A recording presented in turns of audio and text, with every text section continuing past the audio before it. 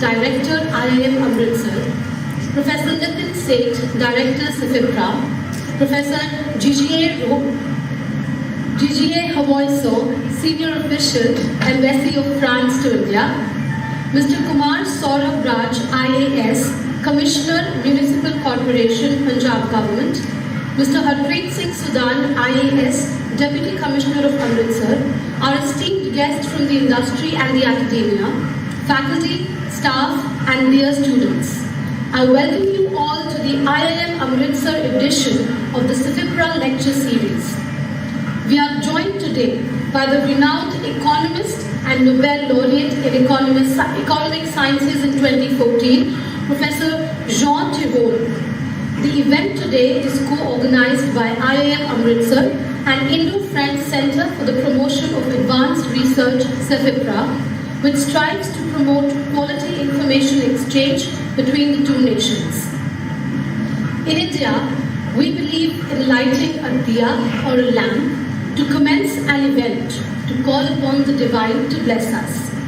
I now request Professor Prof Tirole, Professor Nitin Seth, Director CEFIPRA, Professor Didier Havoiso, Senior Official, Embassy of France to India, Professor Nagarajan Ramamurthy, Director, IIM Amritsar, and Professor Mahima Gupta, Dean, Academics and Programs, to kindly come up on the stage for lighting the auspicious lamp.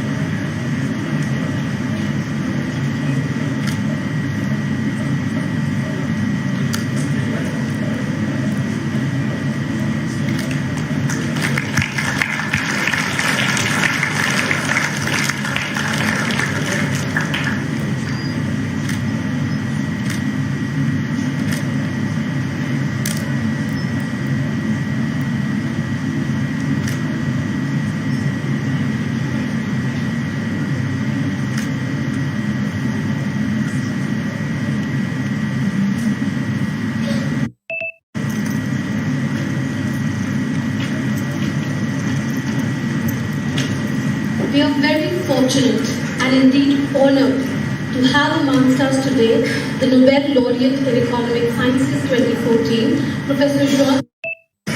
I request the respected Director, IIM Amritsar, to kindly come forward to introduce and felicitate Professor Jean.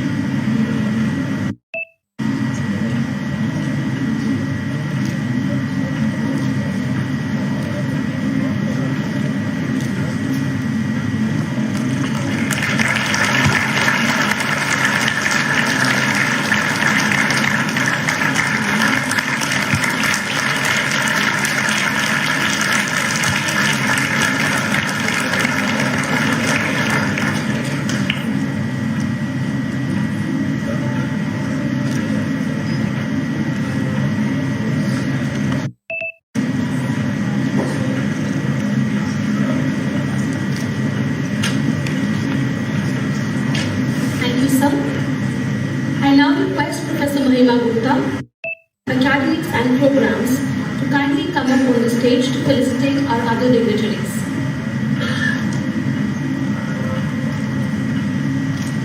I invite upon stage Professor Nitin Seth, Director, Indo-French Center for the Promotion of Advanced Research, CEFIPRA.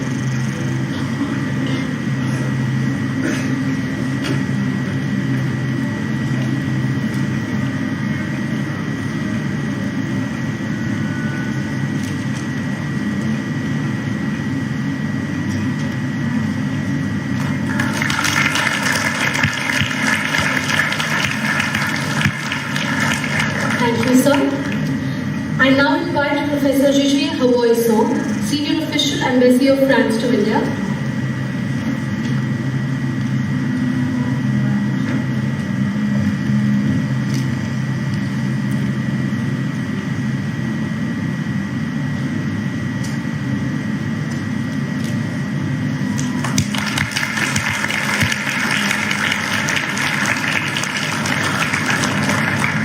Thank you, sir.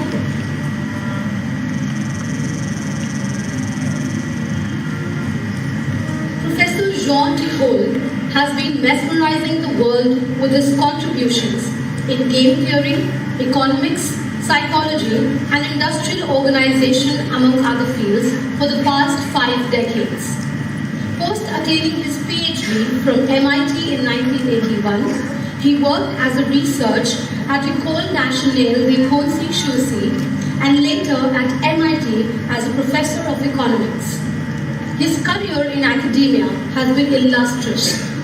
Honorary chairman of Toulouse School of Economics, visiting professor at MIT, and former president of the Econometric Society and the European Economic Association are just a few of the positions he has held. His major accolades, apart from winning the Nobel Memorial Prize in Economic Sciences in 2014, include Johan Janssen Prize for the European Economic Association, Gold Medal of the CNRS in 2007, BBVA Frontiers of Knowledge Award in Economics, Finance and Management, among others. Professor Tirole's contribution does not limit to the field of economics, as his framework for designing regulations has found applications in a number of industries, ranging from banking to telecommunications. His Nobel Prize in 2014 was awarded for his extensive analysis of market power and regulations. Having delivered over 100 lectures, authored 12 books and over 200 articles in economics and finance, there is little doubt that Professor Tirole is one of the brightest minds of this era. It is an honor and a privilege for IIM Amritsar to host you, sir, and we now invite you to deliver your address.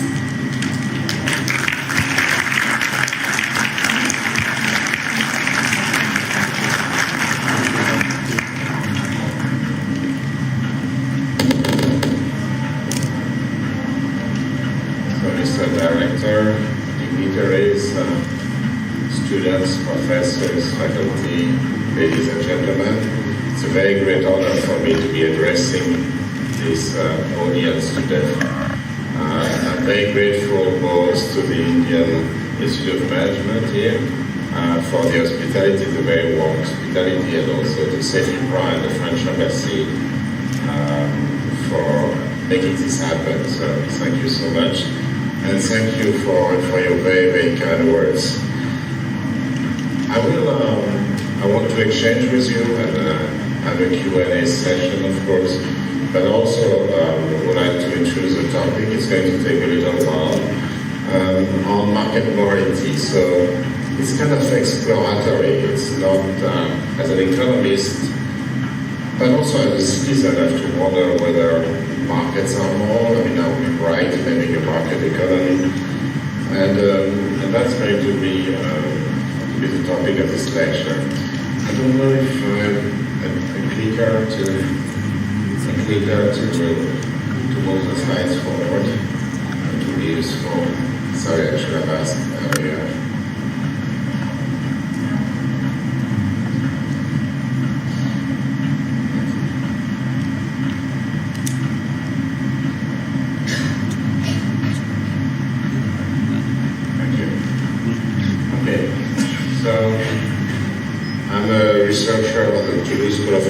economics. I've been in Toulouse for 31 years, and we also have not only economics, but we also have an Institute for Advanced Study, which has people from different fields in social sciences. And I feel very strongly that actually economics should be linked with other sciences. And maybe some of your students will be coming to Toulouse at some point. We have a program which is taught in English at the master's level, at the PhD levels, and more at the undergraduate level also. A number of courses at the undergrad level are still in French. Okay, so as an introduction, the fact is that the market has become the dominant mode of organization in almost all countries nowadays. But the paradox is that even so it's fully dominant over the world, it's also unpopular. It has not won hearts or mind. And the question is, many people are thinking as a pursuit of the common good being sacrificed on the altar of the new economic order. This new market economy, which is absolutely everywhere, is that a good thing? And there have been two kinds of criticisms of the market in this respect. So what I would like to do is to give you my feeling about those criticisms. And you may agree or disagree, but we'll discuss that. But it's very important to actually. So the first line of attack is that a number of markets, but specific markets, are repugnant. So those are things which can deliver very repugnant outcomes. And there is this feeling in civil society,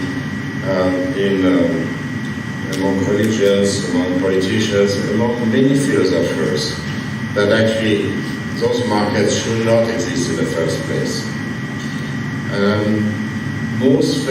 Many famous philosophers of our times actually have written from that, like Elizabeth Anderson, Michael Walzer at Princeton, Michael Sandel, Deborah Stats. Michael Sandel is at Harvard and Deborah Stats at Stanford. And they have written on those things with different point of view, but the title of the book is almost always the same, which is why things should not be for sale, should not be part of a marketplace. So a typical comment, I can read it to you if you don't see it in the back, from Michael Sandel, is that a wide range of goods and services, including babies for adoption, surrogate motherhood, sexuality, drugs, military service, votes, organs for transplantation, are not to be commoditized for markets, no more than friendship, admission to elite university, or Nobel Prizes are to be purchased, or genes and other life forms to be patented. So what shall we make out of that? I mean, of course, many of us things we ourselves feel are completely repugnant, but why? Why is this the case? And that's going to be where I'm going to lead you, is that this may be quite right, but we should not stop there. We should try to understand why we dislike markets in those cases, because if we want to address and design the best solution, the best response to such market, those markets exist. They always exist. Whether we like them or not, they always exist in some form, and we have to think about the best way to regulate them. Okay? But before I do that, I should say that there is a broader condemnation of markets. The first type of criticism is not really a criticism of economics, because that's what we do all day long, which is that the social value of activities may be different from the private gain. It's our bread and butter. I've spent most of my research, and many economists do, on market failures. So we believe in markets. It's a very efficient way of allocating scarce resources. But markets have many failures. In finance, in industrial organization, in many other things, we want to actually make sure that markets function better then they will function under laissez-faire. And by the way, there is a very, in my own country, but in many countries as well, there is a confusion between laissez-faire and liberalism.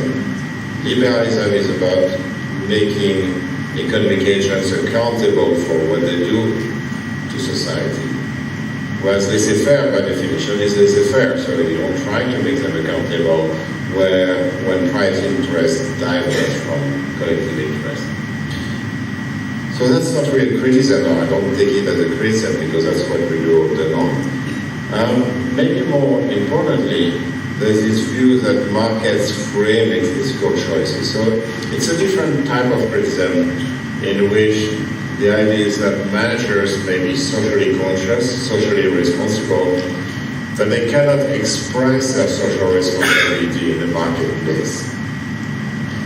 So the typical reasoning here is what's called the replacement logic. The replacement logic really means that, okay, I don't like to do something, but I might as well do it, because if I don't do it, someone else will do it anyway. It's a very consequentialist approach. Okay, I don't like to do it, but anyway, someone will do it. So, for example, many companies which sell weapons to dictators, to very bad regimes, actually say, oh yeah, I don't like to do that, but anyway, if I don't do it, someone will sell the weapons to the dictator. Same thing with for bribes, companies which bribe officials, they don't like to do that, but they say, okay, anyway, the contract will go to the company that bribes the official. Doctors, during the opioid crisis, I'm sure you have heard of the opioid crisis in the US, they were saying, we don't like to over-prescribe opioids, but if we don't give the patients opioids, then they will go to another doctor and they will get those opioids anyway. People who, athletes, for example, cycling in many sports, they say, okay, I don't like to take performance-enhancing drugs, but if I don't take them, then the winner of the race will be someone who takes those drugs. So it's always, this replacement logic that is very powerful and is promoted by markets. Imagine that the firm is a monopolist. If the firm is a monopolist, it's easier to say no, because then it knows that the dictator won't have weapons, the patient won't have to won't consume too many opioids and so on. So there is something about the substitution possibilities by firm across firms, and that's something we're going to study. This is research I've done with a colleague of mine, Matthias de Waterloo, who is a researcher at the Free University in Brussels. Now, do we care about this question? Are markets morals? I'm going to address the two different criticisms sequentially, but do we care in the first place? Why should you be here listening to this talk? Okay? The first is that it has an impact, and there are lots of discussions, both in the US and in Europe, about changing a bit antitrust competition policy so as to take into account and promote pro-social behavior, responsible behavior. And that's something that is being discussed very lively. It's very lively debate in those two countries, US and Europe. It matters also for regulation. So in the US, there's more and more worry about private equity firms actually taking over a number of markets on the grounds that managers have very high power incentive scheme in private equity, and therefore the weight on profit in their decision may be very high compared to their social responsibility. Trade liberalization, of course, creates more competition. Actually, that's a virtue of trade liberalization, which is it destroys the monopolies, domestic monopolies, and it creates more competition, more choice. But you might say, if it creates more competition, it might actually induce less responsible behavior. And perhaps the most powerful argument for listening to this talk is a feeling about the market economy. Yeah, in the introduction I told you, we all live in a market economy, and many people actually dislike the market economy. So there's a tension, except maybe in the US, when you're by and large, there's a tension between the economy we live in and the feeling of citizens. And that's important because, in terms of democracy, the good function of democracy, if there is a big divide between what people feel and the realities, it would be very bad. So here is the outline. We'll discuss what is moral. What is moral? Then I will give you an economist, one economist me, my view on repugnant market. Then I'll tackle the second criticism, which is does the market frame ethical choice. And then, if I have time, or maybe we could discuss that during the Q&A, I will discuss a bit social responsibility and the ESG criteria, which I'm sure you'll be teaching here. So, let me start about what is moral. Philosophers and many others have been discussing morality for millennia, right? Centuries, millennia. So I'm not going to tell you anything new about this debate on morality. But I would like to just point out a few things. One conception of morality is about doing harm. And it's the most common view across country, across ethnic groups, across religion, etc., etc. It's a kind of core thing where the idea is to avoid harm, which in economists would say negative externalities. That would be our jargon for to no harm. Of course, there's a trade-off. If I have to sacrifice 10 to reduce harm to others by 1, then that's different. But think about pollution, for example, then I should refrain to pollute whenever it's relatively easy for me to actually do so. And I should not commit crimes and so on and so forth. And it's a very stable notion across cultures and across time. It's a restrictive view. It's a restrictive view, and I would like to, even so that the one I'm going to adopt, which is standard one we use in economics, there are several caveats, and let me start with one which, if you haven't seen it, you will find amusing, which has to do with the fragility of moral behavior. So, what I'm going to argue very quickly is that our moral behavior is highly context dependent. Okay? The framing is very important. And in the last 15 years, a large literature has developed on what economists call moral wiggle room. What does moral wiggle room mean? It means that basically whenever we have an easy excuse not to behave nicely, we seize the excuse to actually do so. So excuses, even very bad ones, even very feeble ones, are actually extremely powerful in inducing anti-social behavior. Okay, let me tell you about the original experiment which was run to show that, and there's been many more papers after that, but we in economics and other social sciences, we often use the dictator game. So the dictator game is a situation where you have two choices as an individual. A selfish choice, which is good for you but not good for the others, and a more generous choice. Okay? Here's an example of a dictator game in which you are in front of a computer and you have to click on A or B. You choose choice A or choice B. Okay? And choice A is a selfish choice. So the first number is what you're going to get. So if you choose A, you're going to get 6. And somebody else will get 1. Okay?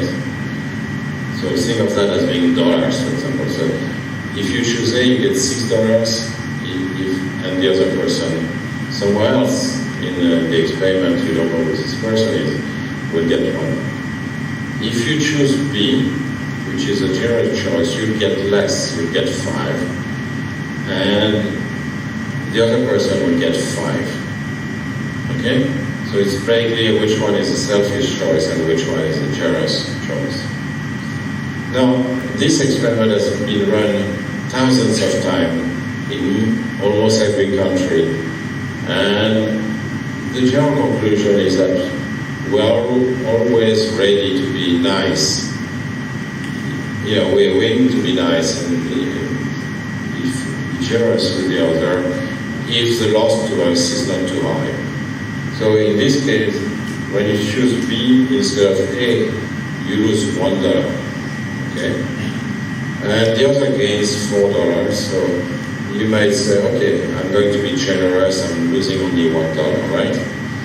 So that's a typical experiment. Again, it has been run tens of times, thousands of times. In this particular experiment they did with this particular public, they found that 3/4 of the subjects would choose B, so the generous choice. So that's well known, but those people, De La Weber and Kwong, actually went a little bit further.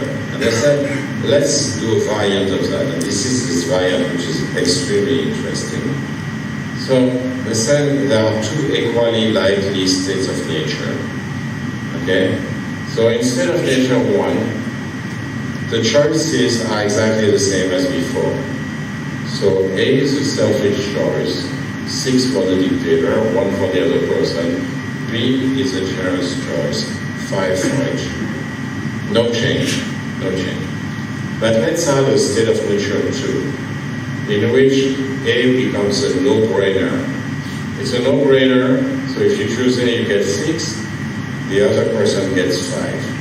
If you choose B, you get 5, and the other person gets 1. So it's kind of obvious that you should be choosing A. It's better for both, right? So it's a simple choice. Now,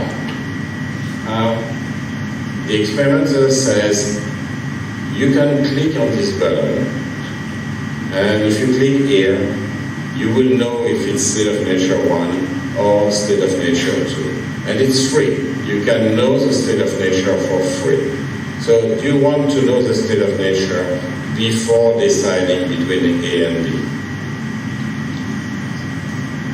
Now, how many people in the room believe it's people are going to want to know the state of nature? Okay. How many people believe that you won't know the state of nature? Okay. You must be more honest than most. Because it turns out that actually, which is not the proportion in this room, about half of the people actually don't want to know the state of nature. So the many of you who have answered, yes, I want to know the state of nature, you follow the concept of decision theory, which is if you have more information, it's good for decision making. And this is a good precept. Obviously, if you have more information, that's very good for decision making. You take a more informed decision. Okay? And if you look at this, and you are part of the 3/4 of the people who actually want to be generous instead of nature 1, you would like actually to love the state of nature, because instead of nature 1 you choose B, and instead of nature 2 you choose A. And that was your reasoning, right? That was your reasoning. You would like to know, because you don't take the same decision in both state of nature. You would like to choose B instead of nature 1, and you choose A instead of nature 2. So you like to be informed. That was exactly your reasoning, right? However, half of the subjects say, I don't want to learn, even though it's free. I don't want to learn the state of nature. And what do they choose?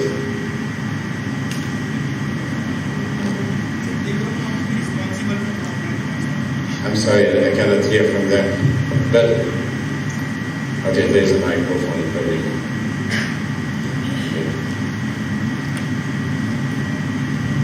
Hello. Sir, if I don't know the nature, then I will make a decision of B, which will make me more generous, but then I'm not responsible for the next outcome. Because I don't know it's a nature A or nature B. I think you're right, you're not responsible. You don't feel responsible for the outcome, but you will be choosing A, right? So if you don't, people who actually don't learn the self-nature, they choose A. Okay? B, actually, you may be hurting very badly the other person. So what happens is that all the people who choose not to know the state of nature, they choose action A.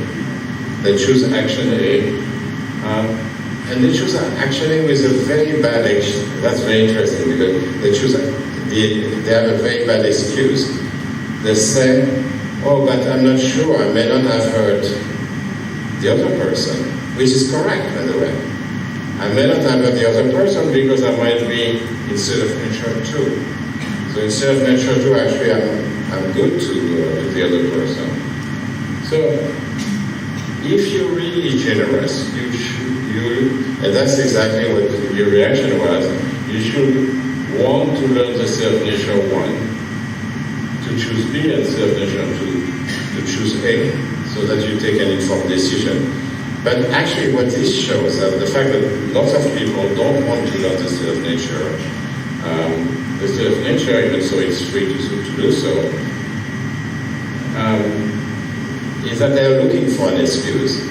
And it's a very feeble excuse. Basically, I may not have hurt the other person, which is correct, but this is beside the point. So in a sense, you're really hurting the other person because you're not choosing B in self-nature 1. So it's actually very interesting, and this is pretty abstract, but people have been working, and I don't have time to cover that, but people have been working on making that more concrete. So they have looked, for example, at a situation in which you delegate to a third party to make the tough decision. There's a very, very interesting experiment in that respect. For example, we don't like to fire an employee. It's very unpleasant. So, but people might want to hire someone to fire the employee for them, and that's something that is very interesting. We may avoid the ask. So avoid the ask. We may actually change sidewalk or change the street, not to pass by a beggar, because we know that if we pass by the beggar, we'll feel compelled to give the beggar. So it's exactly this situation, which is actually very interesting. So the take-home point from this is that actually we are all people, but our morality is very fragile. If we have the slightest excuse not to behave morally, many of us will seize the excuse actually not to behave morally. So it's a little bit discomforting somehow, right?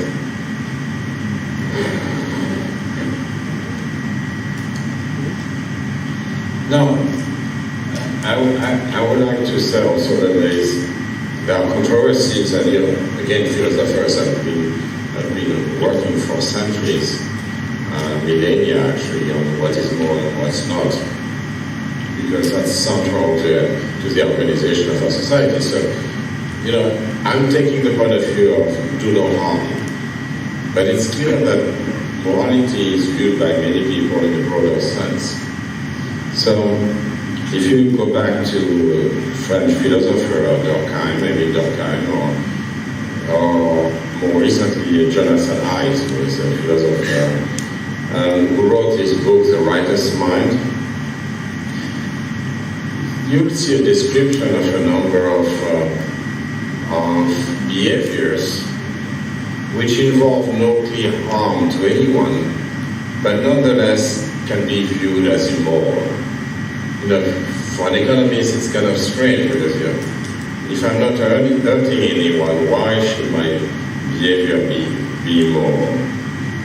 And the idea of Jonathan Haidt is that they might violate conventions or taboos, generate disgust, create a feeling of disrespect to one's value. So an example he gives just to illustrate is the following. Imagine that you have a favorite dog, you love this dog, but one day this dog is basically runs out of the house and is run over by a car. Okay. Let's assume that it's my dog. Okay, so my dog runs out of the house, and my beloved dog, and is run over by a car. That's sad. I'm very sad. But I take the dog, and I cook the dog, and I eat the dog. Okay? Now, one possible point of view on this is that the dog is dead, and because the dog is dead, I'm not hurting anyone. I'm not hurting anyone. It's not as if I were killing the dog. But I think most of you will feel some kind of disgust if I did that, right? You'll feel it's disgusting. Even so, I'm not reharming the dog. The dog is dead. So that's a question. That's a question, kind of thing that is a different territory somehow. But it's a series of things which have to do with duty, authority, loyalty to the in-group. So we think about all kinds of things which have to do with sacred values like the family, the workplace, loyalty, the country, the religion, the platoon, and so on. And that raises the issue of what is meant by harm. So for example, if I tell you something which disagrees with your opinions, am I inflicting harm on you? Okay? We hope not, because a university like this institute and the other universities where I'm today are places, precisely are places where we're meant to exchange opinions and views among people who have different opinions and views. And actually that's one of the important aspects of universities, to actually develop a culture of tolerance and exchange. But people disagree, and they may say, those views aggress me, and there are views which do me harm. So I just wanted to say that it's a complicated topic, and I'm going to focus attention on do no harm, which is a much easier concept to deal with. Okay, so in Economics for the Common Good, which is a book I wrote a few years ago, I discuss the economist's view on repugnant market, or my view, I should say, on repugnant market. So it's true that economists have always emphasized incentives and markets. Markets is a specific incentive. And saying that we always want very high power incentive, in which we are kind of made residual claimant for performance, is wrong, because a lot of the work of many people, including Bengt Holmström, was a 2016 Nobel Laureate, my work and the work of many other people, show actually that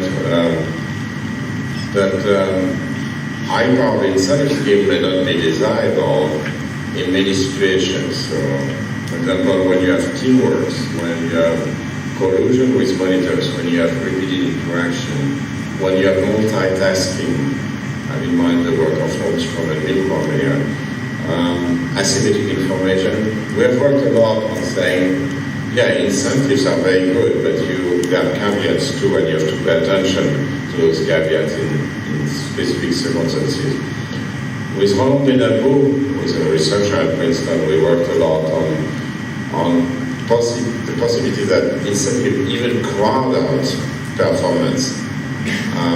So the standard criticism, for example, is that if you pay people for giving their blood, then they may actually give less blood, not more, which is the standard conclusion of economics.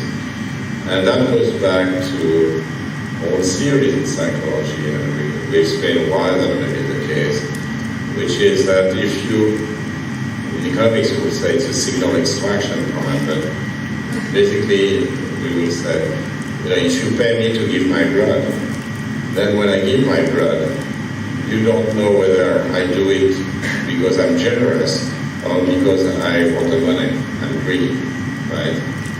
So that there's an attribution issue. And, part of the reason I give my blood is intrinsic motivation. It may be extrinsic motivation, so if I'm being paid for giving my blood, and image concerns. We all have image concerns, so we want to show we are good people. And that image concern may imply that incentives may backfire. Okay?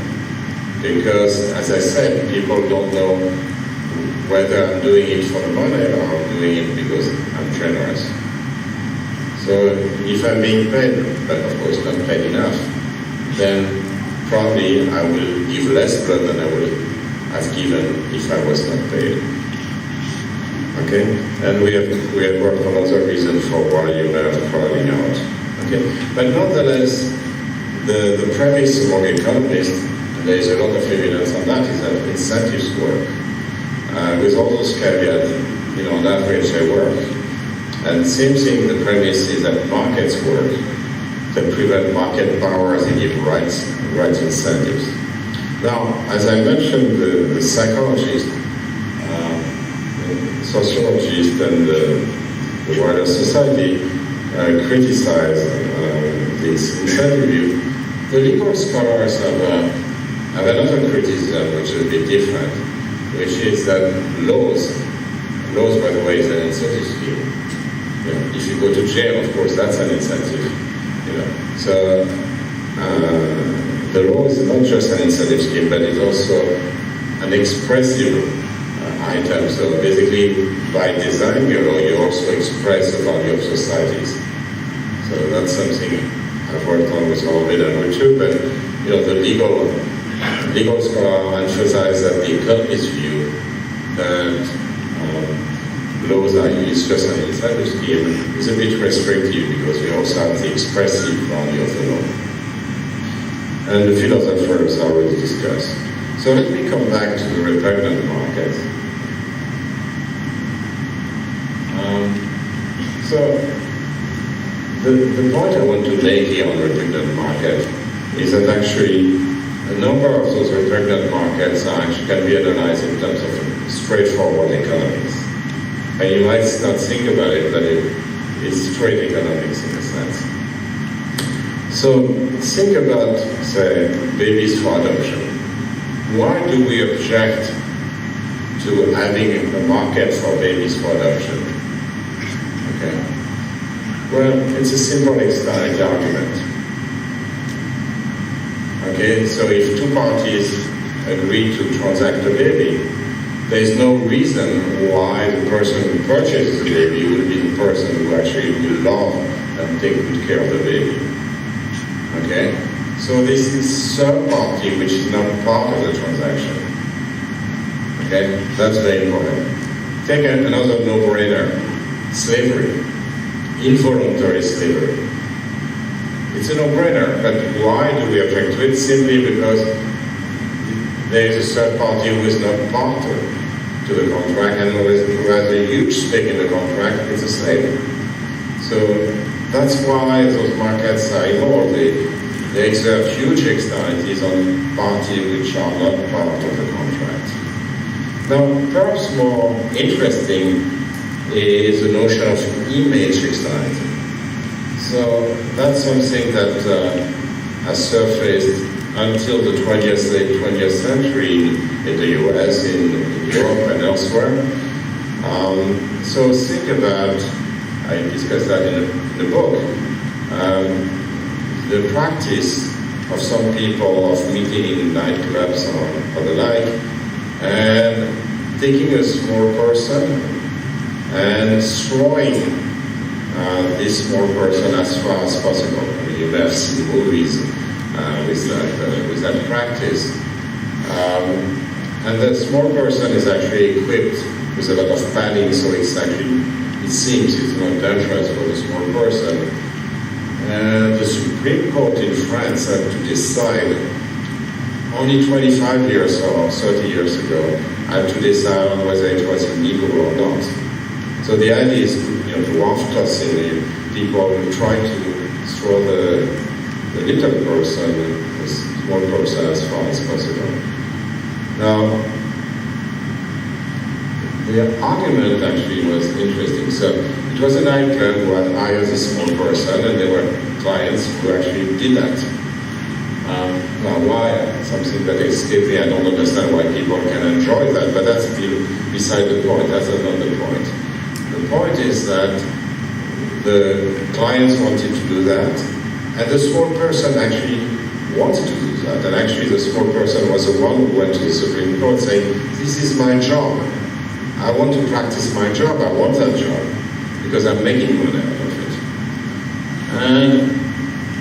And the Supreme Court in France actually reacted in the right way. First, it said, "Look, this is very bad for the image of small people, and you have an image externality." That's what the Supreme Court argued. There is an image externality on other small people. This particular person wants to do it, it's fine. Right? It's perfectly fine. Actually, it's the one who wanted to went to the Supreme Court to say, "I want to keep my job." But that's an issue with others. And we think about that same kind of argument when we think also about prostitution. It's terrible for the image of certain categories, in particular women. There are other reasons to be against prostitution, but that's one of the reasons. So externalities, sometimes non-standard externalities, like image externalities. Now, beyond externalities, there is what's called internalities. So you may not be familiar with the notion of internalities, but it's basically an externality on yourself. So you are not standing for your own best interest. Concretely, you may be too impulsive, for example. You put too much weight on the present compared to the future. That's what we do, for example, when we drink too much, we take drugs, we watch TV instead of working on being with friends, and so on and so forth, right? We just say, those are examples where we privilege, we put ahead the short-term pleasure or laziness over the long term, right? And controlling one's impulsiveness is actually one of the big things. We are all impulsive. I certainly am. And the thing is, which is very important, is that we control our impulsiveness so as to invest in your future. And if you are in this Indian Institute of Management, that means, and other universities, that in a sense you have already succeeded, at least partly succeeded in doing that and investing in your future. So an internality is really an externality on yourself, on your future self. But, one of the things that is, for example, I talk about involuntary slavery, which is a no-brainer. We don't want that. But what about voluntary slavery? So, free choice, people think hard about it, and they decide to become slaves against some amount of money. Okay.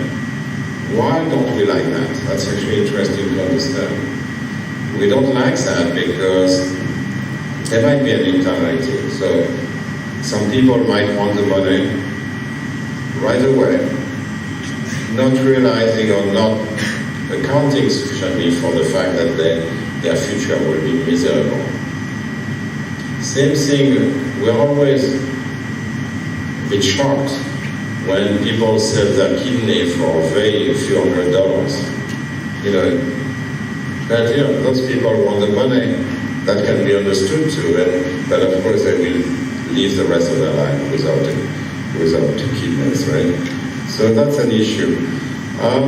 Again, this is straightforward economics.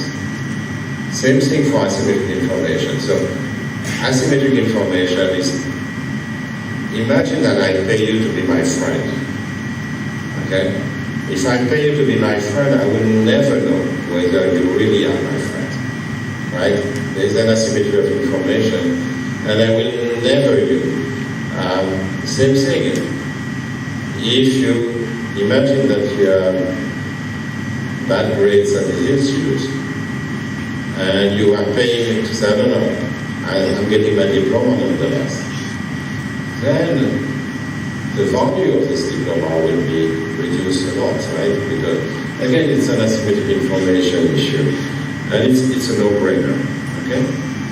Now, what I basically told you here is that actually lots of this discussion is a very straightforward economics discussion. But that's not my main point.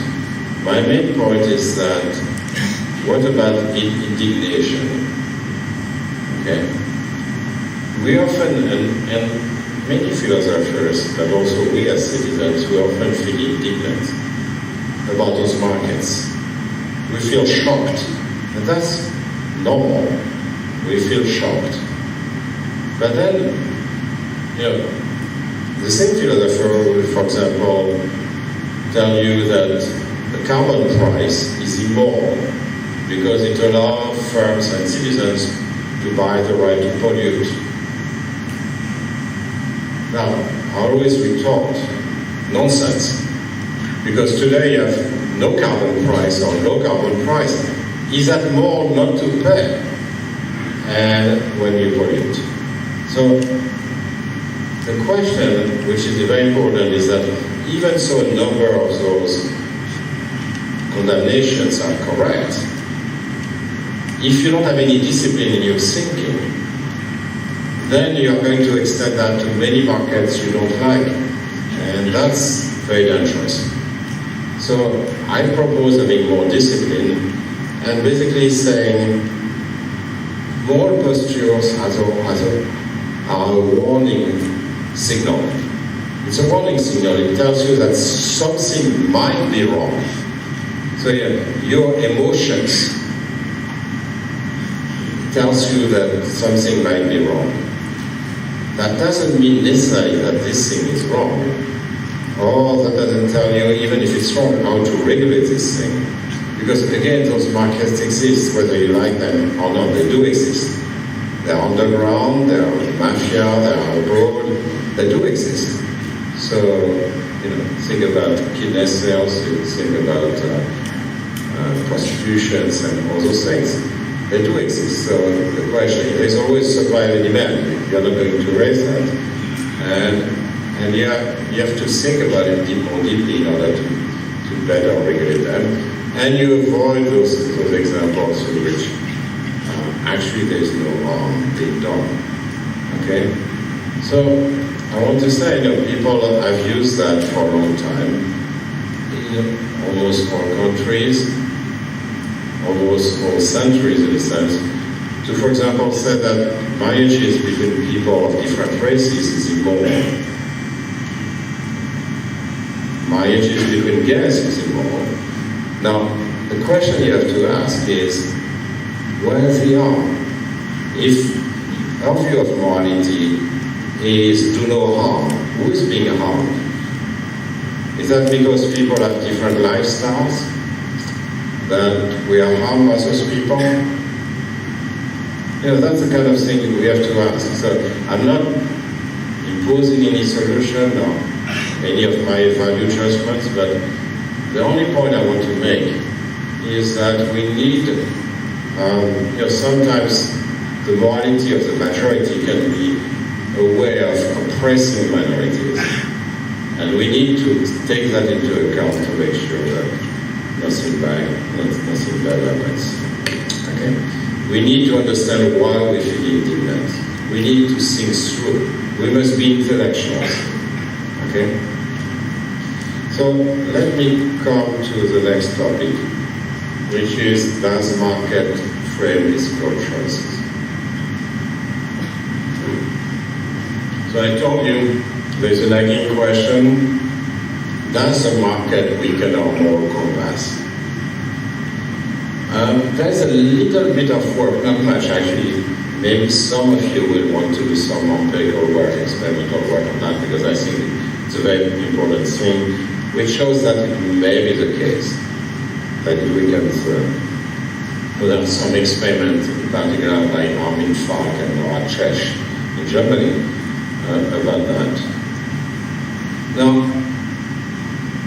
I told you about cases in which a replacement logic would apply, maybe, and that's what we're going to investigate. So, for example, selling weapons, selling toxic financial products, selling opioids, bribing officials, athletes taking illicit drugs, and so on. Product misrepresentations. Now, what do all those examples have in common? Well, they have in common the fact that if I, as a supplier, behave immorally, I increase the demand for my business. Okay? So if I bribe the official, I'm more likely to get a contract. So that's a case where irresponsible behavior actually boosts the demand for my products. Okay? And what we try, and this is joint work with Matthias de Watricon, is to actually design a conceptual framework in which to think about this issue. So the paper, which is under revision for review, is on my website if you're interested in reading it. It's technical paper, so I'm just going to give you a little bit of framework so that you see what kind of thing we can do. So think about an oligopoly. An oligopoly is a set of firms that compete with each other in a product market. Firm 1 through firm N. Okay, so that's an oligopoly. And the intensity of competition usually depends on how substitute there are. It depends on many things. It depends on how many firms there are and how substitute the products are. Okay, so which in economics we measure by the elasticity of demand for the product. The elasticity of demand, I mean, you do that in economics and marketing and so on. The elasticity of demand is what happens if you raise the price by 1%. How much market share do you lose, right? How much sales do you lose, I should say. Okay? So we have an oligopoly, it's very standard. The oligopoly sells to final consumers, that's also standard. And they have input suppliers. So in order to produce, they use labor, workers, they need capital, so they get investors to actually supply capital to the firm. Debt holders, shareholders. And those categories, workers, consumer, and investors, are stakeholders. They are stakeholders in the firm. And those firms are run by managers. Those managers themselves can be socially responsible or not. Okay. Now, in the framework we design, just to give you a flavor of what we do, we assume that each firm chooses two instruments. The first is a price, just like in standard industrial organization, you compete with others for a price. But the novelty of this framework is that you also choose a moral action. Moral or immoral action. So your product may be manufactured with child labor, may pollute, it may be accompanied by a bribe to the official and so on. So any kind of actions in your management which actually impacts either the cost side or the demand side. Actually, the big difference between impacting the cost side and demand side is we're going to see. In a nutshell, I can tell you, if that impacts the demand side, that's going to interfere with, the elasticity of demand, and it's going to interfere with the level of competition. If it's on the cost side, it doesn't, but it's a bit too early to. So the stakeholders who are in red, as well as the managers of the firm, may want to be socially responsible. So basically, they would trade off money. The framework is that you trade off money and your image, your self-image, for example. So, the managers or the other stakeholders, they want to make money or pay as least as possible or something like that. But they also care about what their impact on society is. They are consequentialists and they care about the impact on society. So they are socially responsible. And actually, a very important dividing line is whether consumers are irresponsible or responsible. So responsible consumers basically react positively when the firm behaves morally. So think about a consumer who wants fair trade, a consumer who doesn't like child labor or something like that, and basically will boycott a firm which uses child labor and will actually be willing to pay more if it is a firm, for example, who doesn't pollute or behaves nicely. Irresponsible consumer is a reverse case, which I mentioned in all the example I gave you so far, were example in which if you behave immorally, then your demand increases. So it all depends, in a sense, whether your demand increases or decreases when you behave more morally. And sometimes there are also neutral consumers who don't react, perhaps because they don't know of the morality of the actions of the firm. Okay. So, the big question, and the philosophical debate about the market, is whether when you have more competition, that's going to push firms to behave more morally or less morally. And the conventional wisdom is that it's going to lead firms to behave less morally. More competition would mean less moral behavior. Okay? So when the elasticity of demand, of individual demand for a firm is stronger, meaning there is more competition, what happens to this more choice of the firms? Okay? And this is where our first result is very important. So we look at situations in which prices are flexible, so you can raise or lower your price as you want, at least locally. You can change your price. And you look at an increase in competition, meaning an increase in the elasticity of demand for the products. And what we find, which is going against the conventional wisdom, and we found a bit surprising, is that the competitive pressure, so the elasticity of demand, doesn't have any impact, in theory, on the moral choice of the managers. No impact. There are some conditions for that, but they are kind of reasonable. Okay? So, what's going on? What's going on? And what's going on is that you have two effects, and those two effects cancel each other. So the first effect is exactly the effect people had in mind, which is that if there is more competition, then I can get more easily market share. So if consumers say are irresponsible, so you have to behave immorally to get their business, then by being less moral, you gain market share, and you get a lot of market share when demand is very elastic, so when there is a lot of competition. Okay? So that's the standard conventional wisdom. Except that this conventional wisdom misses an opposite effect. When there is more competition, the markups are smaller. So the price-cost margin is smaller because you have more competition, there is less profit at the margin to be made. And therefore, remember the managers have this choice between profit and the consequences, their perception of the consequences of their behavior for society, their social, what's called social preferences. And if at the margin the markup is pretty small, then gaining market share is not going to give you much profit. And that's going to tell you that you don't really want to behave immorally in that case. And it's a more general result, which is that actually theoretically the moral behavior is totally independent of the elastic demand, and therefore independent of the degree of competition. So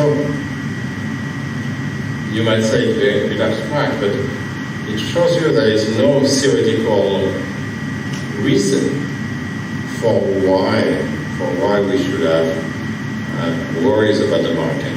No, there are many cases in which you might worry about the impact of the market on moral behavior.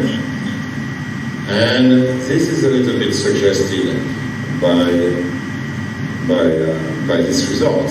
I told you that's true when prices are flexible, so you can lower demand, lower or increase your price.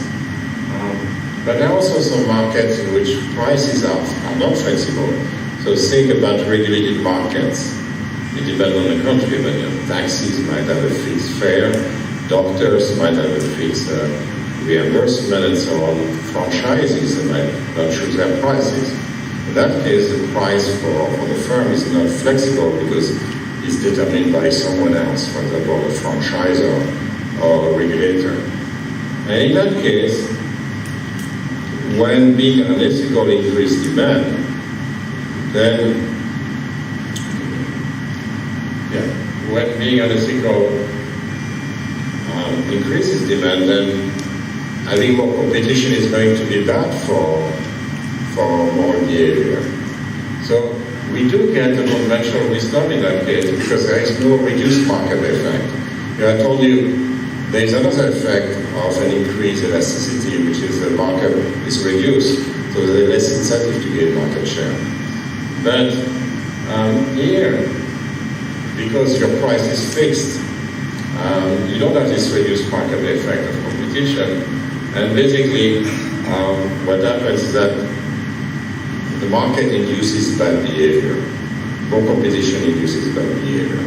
And conversely, if you have responsible consumers, so that demand increases with moral behavior, competition actually increases the morality of the market because consumers have more choice and they can say, no, I really want this a fair trade.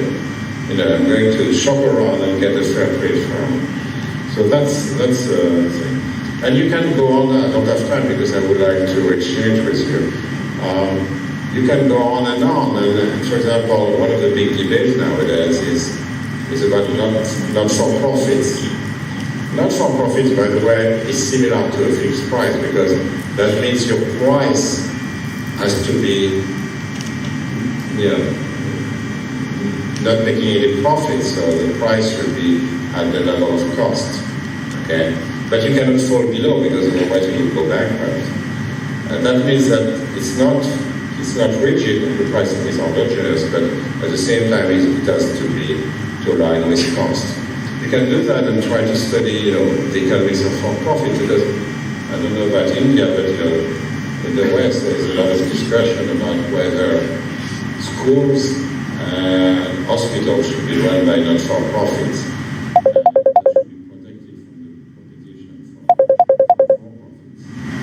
As I told you, in the US, there is a lot of antitrust concerns about private equity, which are for-profits, which are very high moral incentive scheme.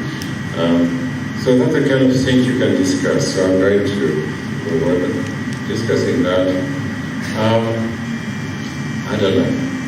Mr. Director, do you want me to go on or just we can proceed to Q&A? It's up to you. Indifferent.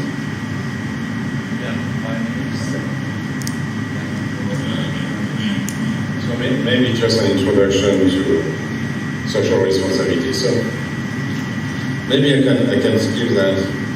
Well, you may have recognized Milton Friedman. He had a very famous article in the New York Times which said basically the responsibility of business is to make profit, not to take care of stakeholders. You had Ronald Coase, another Nobel Laureate, who basically said those stakeholders have to be protected by contracts. If you give the power to shareholders, those shareholders will exert externality on other stakeholders, and therefore you have to protect those other stakeholders through contracts. Those who are doing corporate finance know that well. Now, if you think about the organization of our societies nowadays, it's a mixture of Adam Smith and Alfred Bigelow. I I'm exaggerating a little bit here. So Adam Smith, among many things, I mean, Adam Smith did much more than that, but Adam Smith emphasized the efficiency of the market and of an exchange economy, competitive exchange economy, and basically said, this is actually doing well.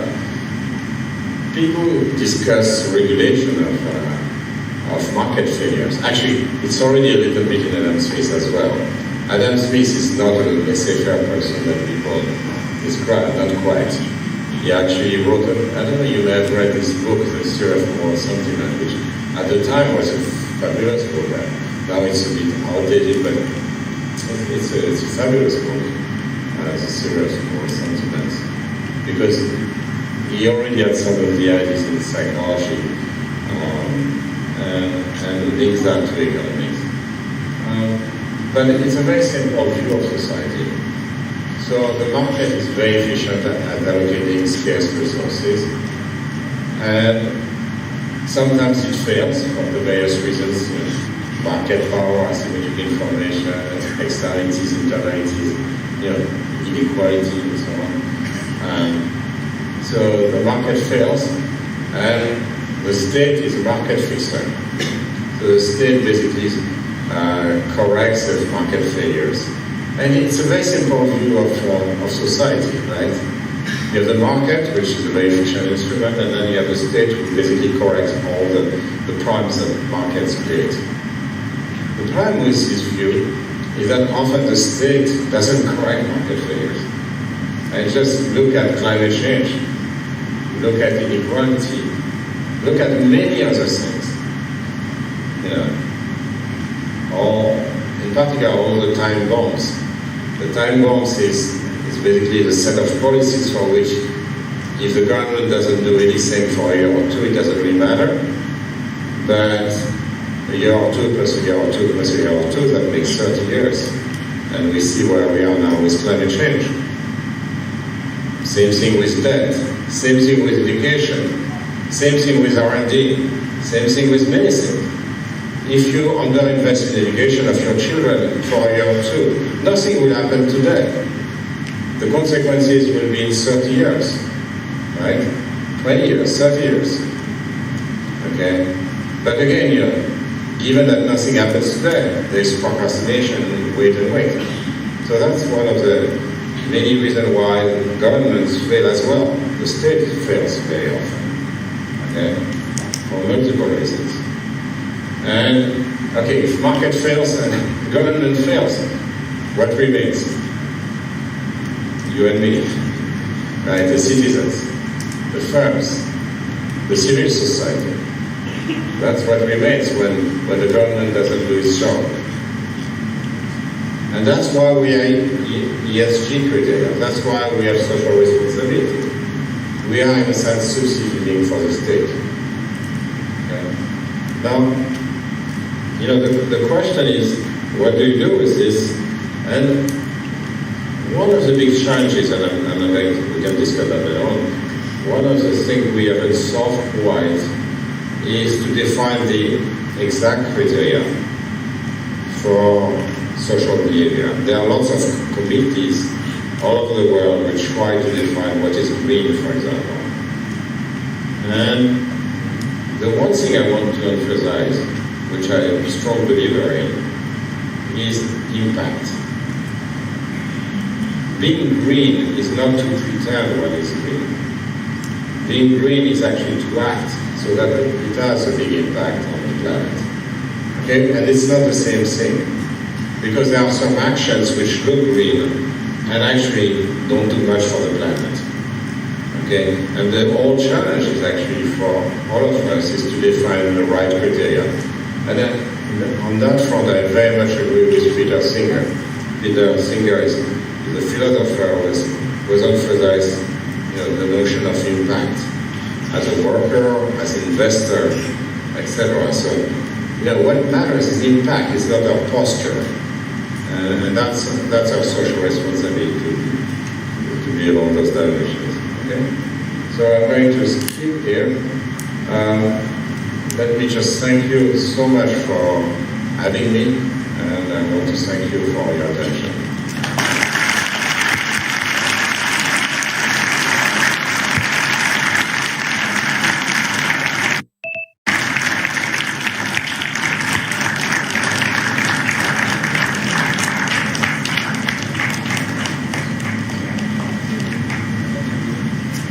So I think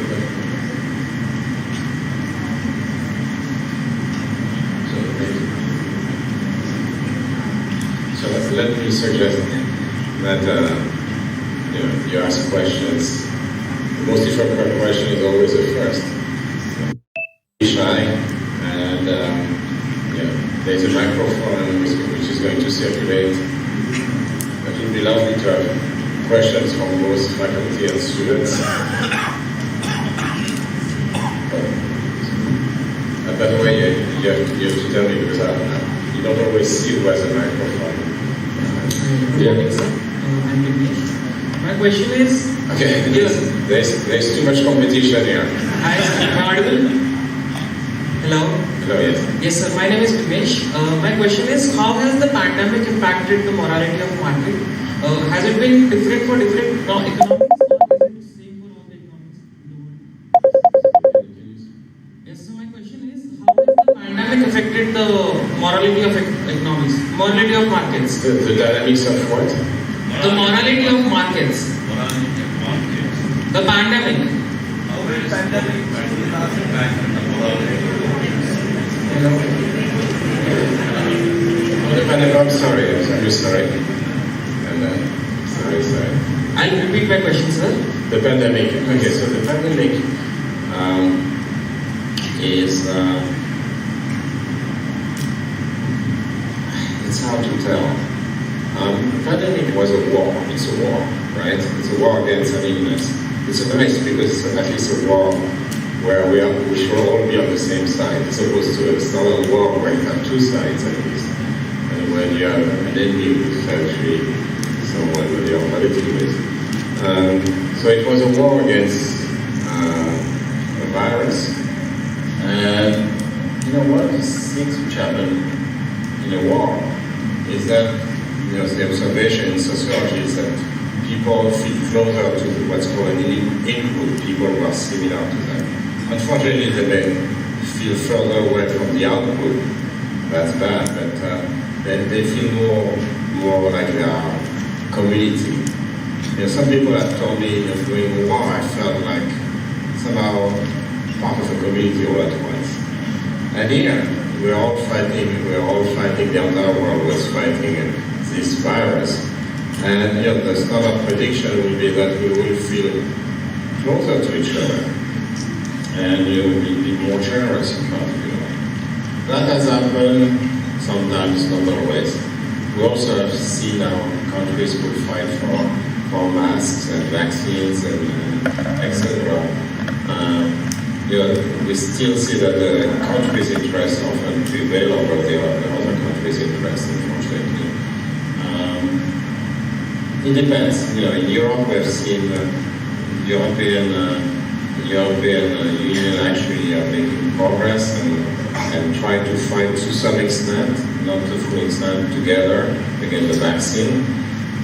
Just the same way we have more solidarity with the Ukrainians when they were aggressed by the Russians. But,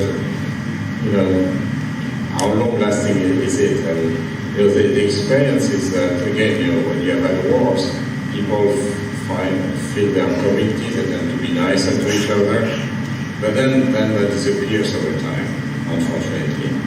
People forget, and that the whole issue is. That's something I want to do some research on in the next few years, is to try to think what creates a community. Working on common narratives and a sense of commonality. Communities are created around the feeling that we have something in common. And the narratives are very important for that. And that's good, but again, you can have good or bad narratives. So if we are in common because we have a common interest, that's fine. If we are we are together because we have common enemies, that's less nice. So that's the kind of research I would like to do in the next few years because I think it's very important for many applications. But this is a very good question, and honestly I don't have a completely good answer.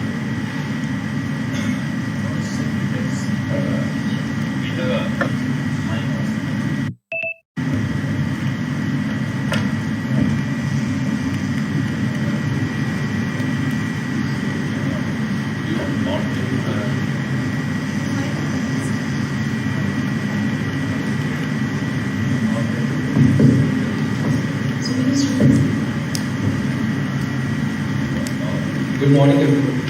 I'm Anupam. So my question is, how does the degree of informality in a market impact the morality of it? Since their rules get relaxed, so the opportunity of immoral behavior becomes high. Still, with the echo, I still have a little bit of trouble, so if someone can read in maybe Professor says, Can you please repeat the question? Sir, I will. Please. I really apologize. No, please There's a repeat bit the of an echo, and I don't always fully understand the question. Sir, his question is, how does the degree of informality in a market impact the morality of it? Since the rules get relaxed,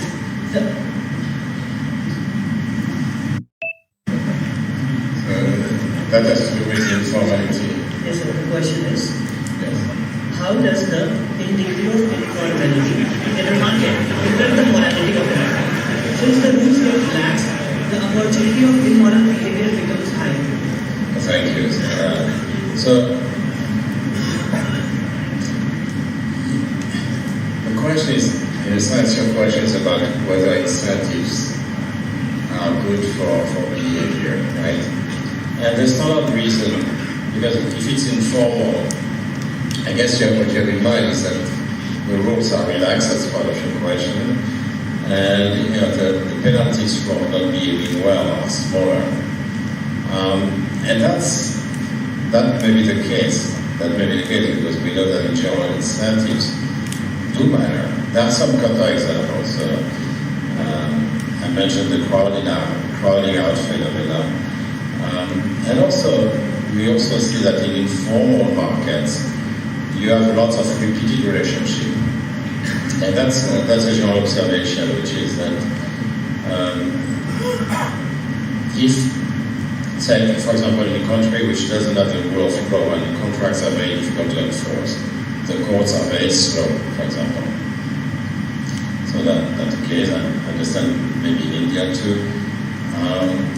Suddenly in Russia, just after the breakdown of the communist regime, it was very difficult to enforce contracts. So you rely on a different type of economy. You rely on an economy where reputation is a collateral. It's not enforced by a court because courts may take 5 or 10 years, or they may be corrupt sometimes. So it's a relationship between the supplier and the buyer in general. And then of course any deviations from the implicit contract would be punished because you'd be excluded from this relationship. It's less efficient than a more formal economy because if we want to have the possibility of trading with many different people, then you want to be able to do that and switch partners over time, which require a court of law. If you don't have the court of law, as I said, you need to have repeated relationship. And there, in those kind of agreements, any deviation would be punished by being kicked out of the relationship.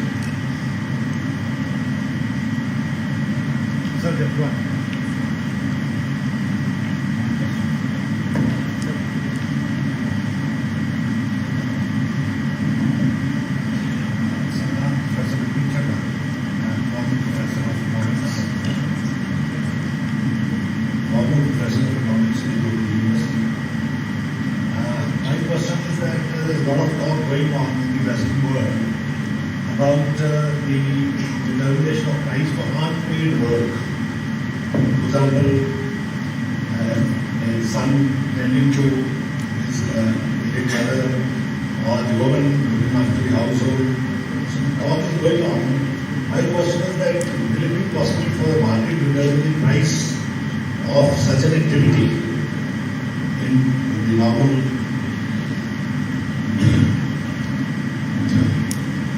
Well, psychiatrists, obviously, so it's about, if you haven't understood the question, it's about unpaid work, and there's a lot of unpaid work, in particular the work of women. And it's the most example when the woman stays at home and takes care of the children and so on. It's obviously work which is unpaid, and it's obviously not measured, not subject to taxes, and has also a lot of social consequences. So in economics, when there is no market, that's a difficulty. When there is no market, how do you measure the value of something? The market has this nice thing, which is that there is a measure of the value that the buyer attaches to, or at least the marginal value attaches to the trader, right? But there are some markets where you don't really have a market and it's not observed. In that case, you have to rely on real preferences and contingent variation to really try to measure. It's not that easy to do, and there is usually the action of trying to measure that, to see how much people will be willing to pay to enter this agreement, enter this deal. And that's the difficulty. Now, in your question, there was also some implicit notion of taxes, right, or not? You are using of that argument, it's not about taxes. Which is another issue, of course, with unpaid work, because unpaid work basically avoids any taxes. And that's true when we have some kind of barter, for example. I mow you around and then you pay my house or something like that. And then that's something that escapes the market, and therefore it escapes taxation. And it's very, very common in most countries, including in the West, actually. But yes, those are very difficult things to measure. So the unpaid work, we don't quite know how to do it. We can measure the consequences. So, for example, a woman who stays at home and actually doesn't have the ability to develop a career, for example, then we can measure the consequences. But this is not the right number, right, either. So, and you have to, you also have to think about whether this behavior is coerced or is that a free-willing behavior and all those things. So you probably know much more than I do, but it's a very good question. So I'm sorry I'm concluding every answer by saying I'm not sure, I don't know, but it's a bit embarrassing. But yes, a digression is, I don't want to suffer from the Nobel syndrome, right? People believe because you have a Nobel Prize, you know everything, and the truth is I know this much, and I should not be ashamed of saying I just don't know. I have a few hints, maybe because I'm trained as an economist. The training as an economist is actually a very useful training because it gives you a way of thinking about the world. But at the same time, economics is becoming more and more specialized. The way of physics has become 2 centuries ago, a century ago, and now even in the field of economics, you never know about the other field. Actually, you know about a very small part of the field, I'm afraid. So I'm very sorry, we'll take your question in just another 2 minutes. Shall I? We have a positive time. We'll take your question in just another 2 minutes. Right, thank you. So I am Dr. Mohammad Hussain Badru from Indian Institute of Management, Sirmaur. My question is regarding neoclassical economics. Since we see this neoclassical field so many times to deliver on situations and explain them properly, as we saw corrective presentation, the debate on incentives versus excuses. So does that mean we need to go back to classical subu like moral philosophy or maybe something more than that? So should we go back to moral philosophy? No, I think the right response to that, sure, I mean, again, there are so many things we don't know or don't understand, but I think our duty is actually to take advantage of other social sciences. A little bit of advertising in Toulouse 11 years ago, we created an institute for advanced studies, so that was created by the economists.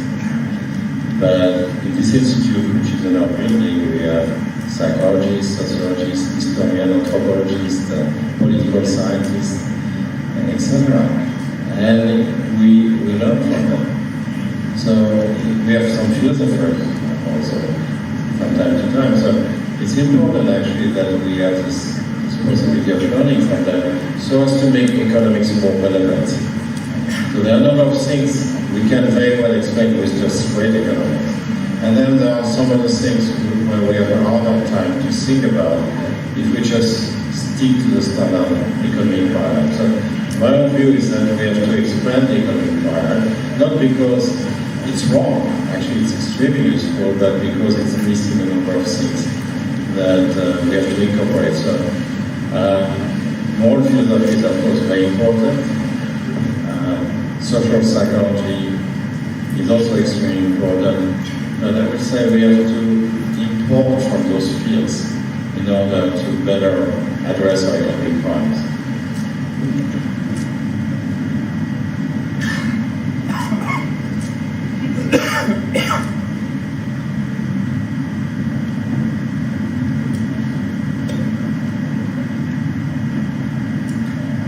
Do we have any?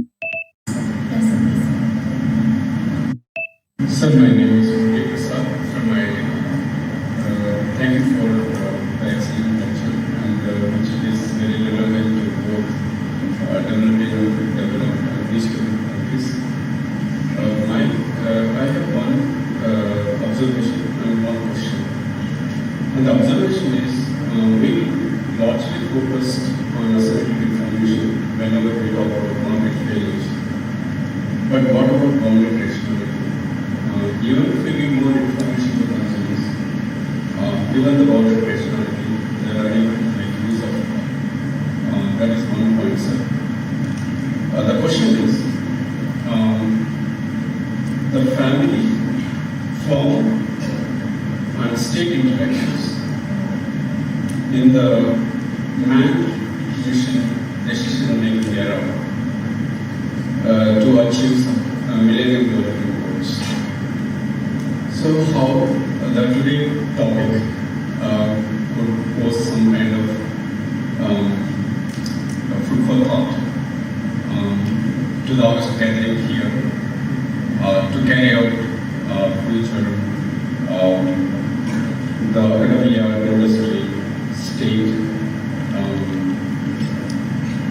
work. Thank you. So thank you for your question, and maybe to ask you to make the second question a bit more precise. On the first question on bounded rationality, that's another deviation from standard paradigm in economics, where we tend to assume that people are fully rational, not fully informed actually, because we know that they lack a lot of information, but fully rational. For example, they update properly based on the new information you supply to them. They are good at computing things, and we know that's not quite true. Psychologists have been working on bounded rationality. Also, we don't fully understand bounded rationality. It's one of the big puzzles of our time. Herbert Simon won the prize in economics for a long time ago, was a computer scientist and economist, and he talked a lot about bounded rationality, but somehow we always fail to get a totally convincing model of bounded rationality. It's very hard to think of.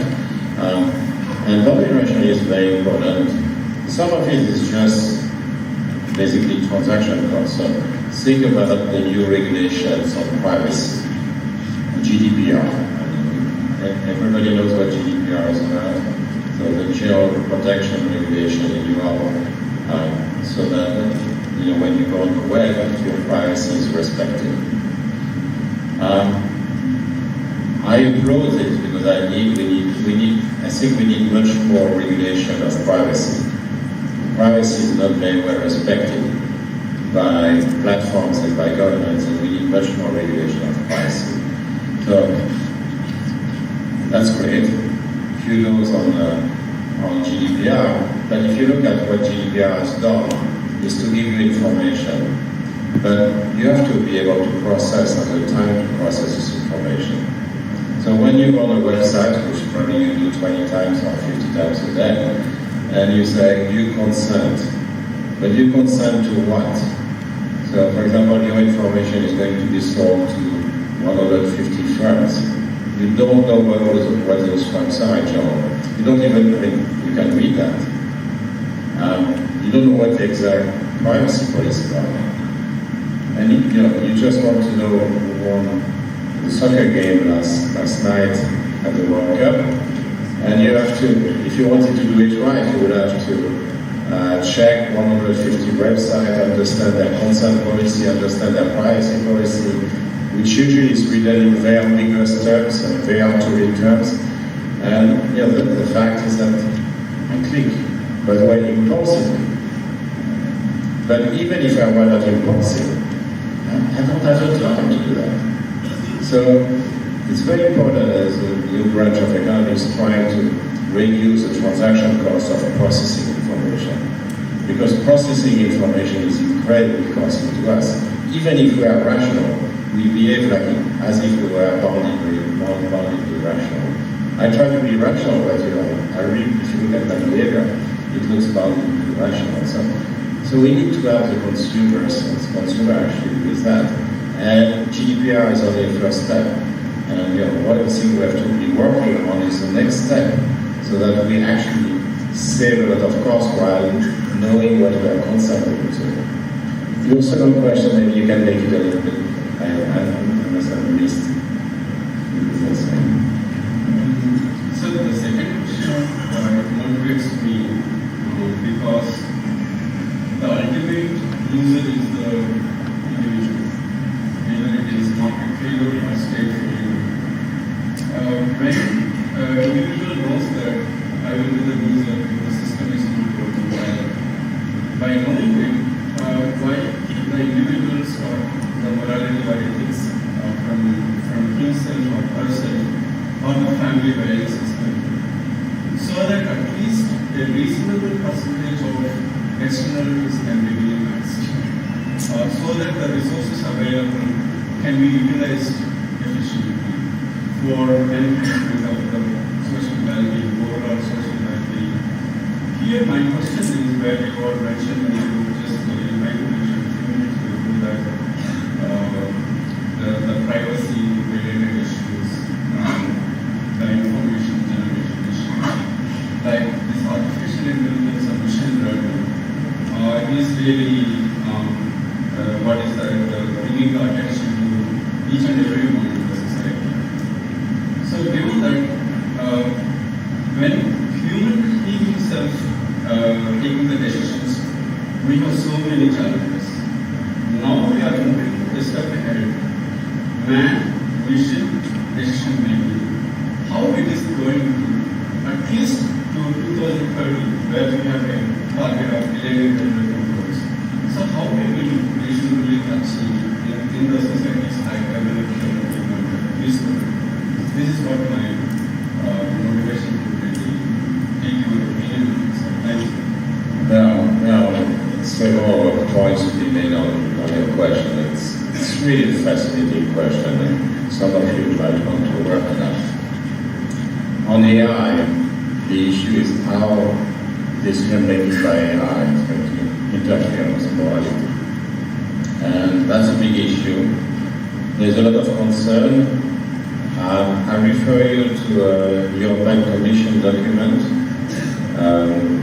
There is a new piece of legislation in Europe which is going to deal with AI, which insists on AI decision being supervised and monitored whenever it's something very important to the individual. Also, if you think about what Alibaba and financial has been doing for now 8 or 9 years, which is to grant loans to small firms and individuals, very small ones, using AI. So when you apply, it takes only 1 second to respond because it's done by AI.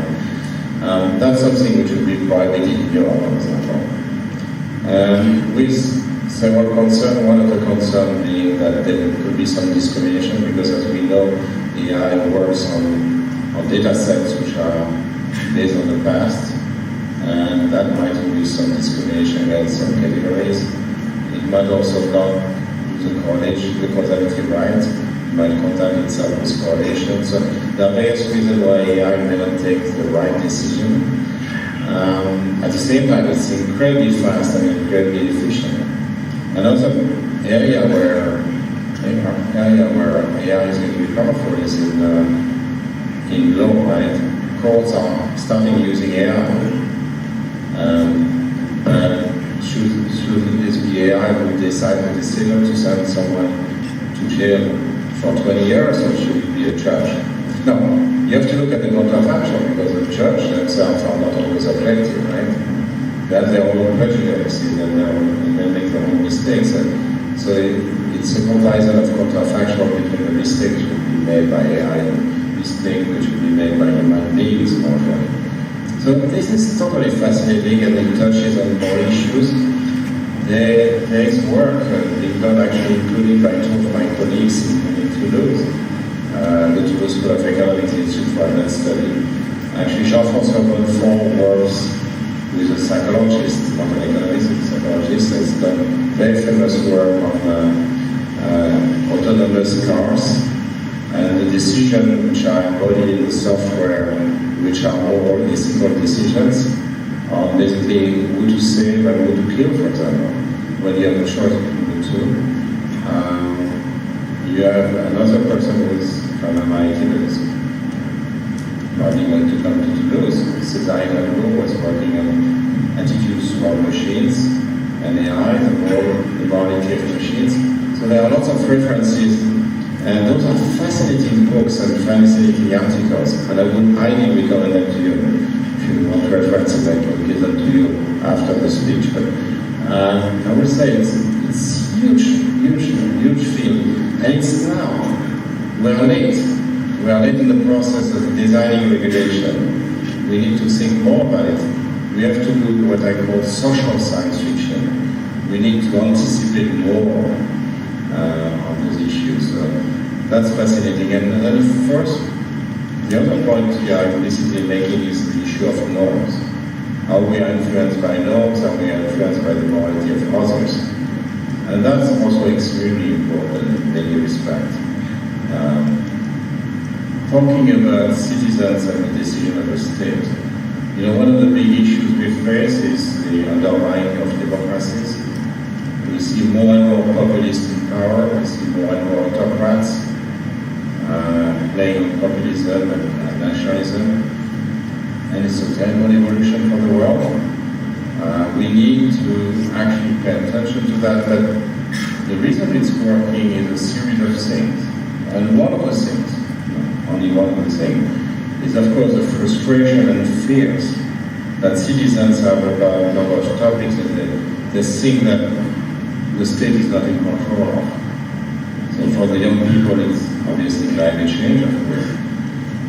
Some others will, of course, be very much hurt by inequality, some others will be hurt by the lack of good education and opportunities for poor children, but also children of middle class, and so on and so forth. So this frustration, which is actually aggravated by the social network, is a huge threat on our democracies. And you and I live in countries which are democracies, and it's a wonderful thing, but those democracies are threatened. And we need to actually react to that. And basically, it's very important that there is more behavior by the government and not only by the citizens.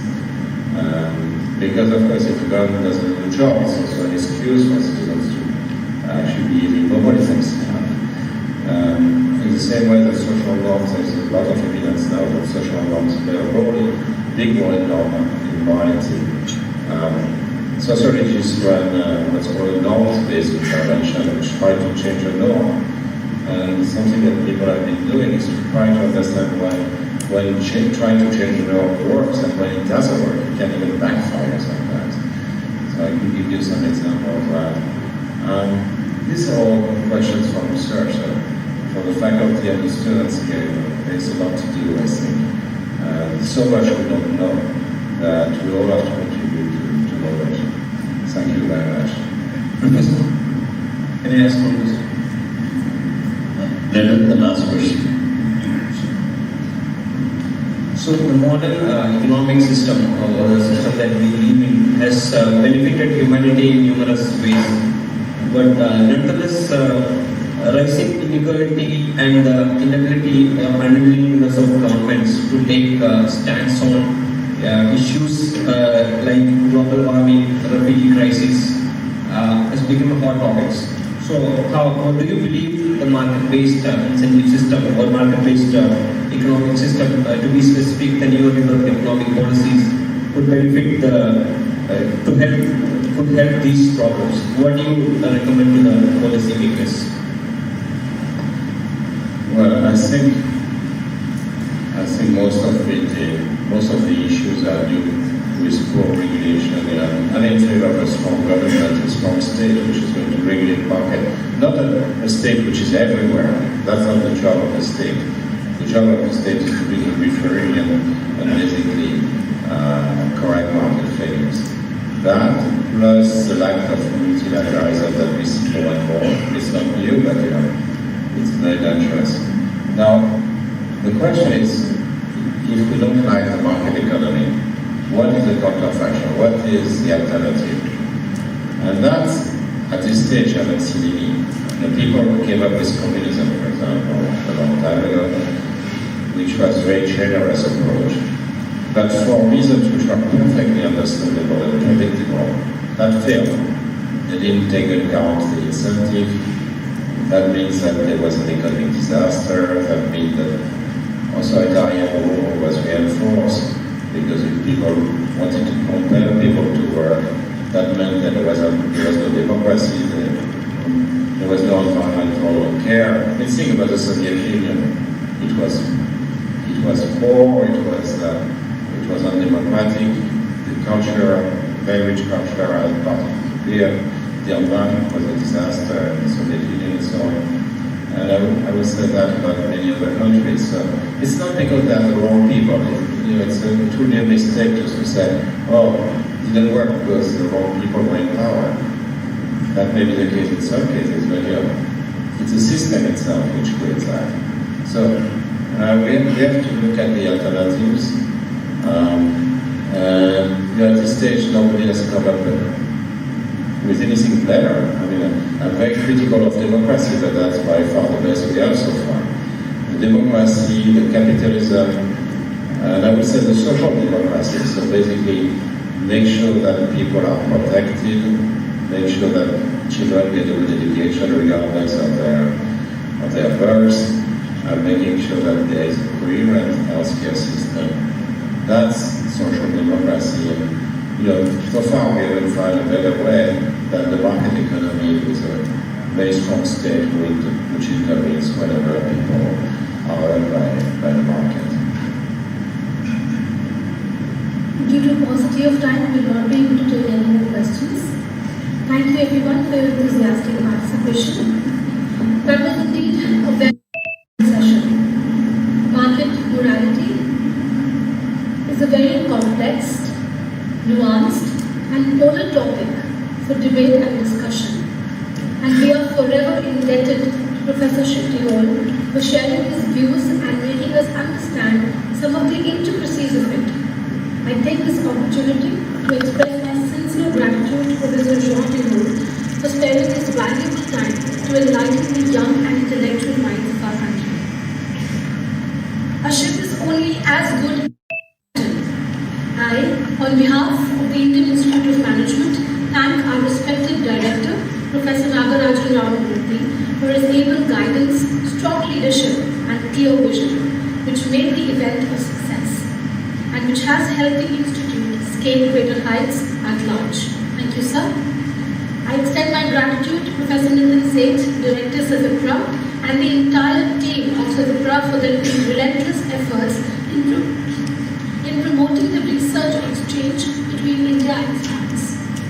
Thank you so much for giving us this wonderful opportunity to work in collaboration with you, and we hope that this would be a beginning of a strong bond which will help both the organizations attain their visions.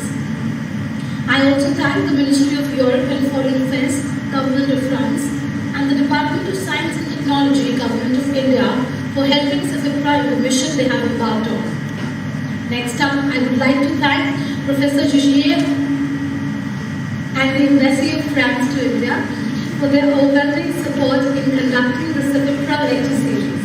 Thank you, sir. Mr. Kumar Saurabh Raj, IAS Commissioner, Municipal Corporation, Punjab Government, and Mr. Harpreet Singh Sudan, IAS Deputy Commissioner, Amritsar, graced us with their presence and participated in the event actively. Our gratitude for your constant support towards the endeavours of IIM Amritsar, and we wish that the support stays strong in the coming years as well. This event would not have reached to its full glory if not for the various dignitaries from the industry and the academia who travelled far, attended the event intently, and engaged actively with Professor Tirole. I, on behalf of the Institute, thank all the luminaries who took the time to attend the lecture. The backbone of any institute is undoubtedly its faculty base. It is what determines the quality, strength, and more importantly, the morality of our going students. I would like to thank Dean Academics and Programs, Professor Mahima Gupta, and all the faculty members of IIM Amritsar who successfully strive hard to maintain and enhance the quality of IIM Amritsar. You inspire a generation of leaders. Thank you so much. I would also like to thank all the members of the media who accepted our invitation and partook in this unique event and covered it extensively. I take this opportunity to thank the staff of IIM Amritsar for assisting in the smooth organization of the event. Special thanks to all the concerned student bodies for active coordination and the technical team for the smooth conduction of this event. Thank you all. Last but not least, I, on behalf of the Institute, thank all the students who were present here and dignified attendees who joined us in virtual mode for their presence and active participation. This event would not have been possible but for your presence. Thank you very much. I now invite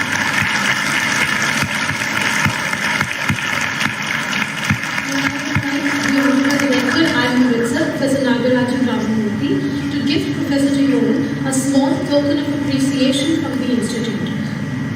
I also request Professor Tirole to kindly accept this as a token of our appreciation.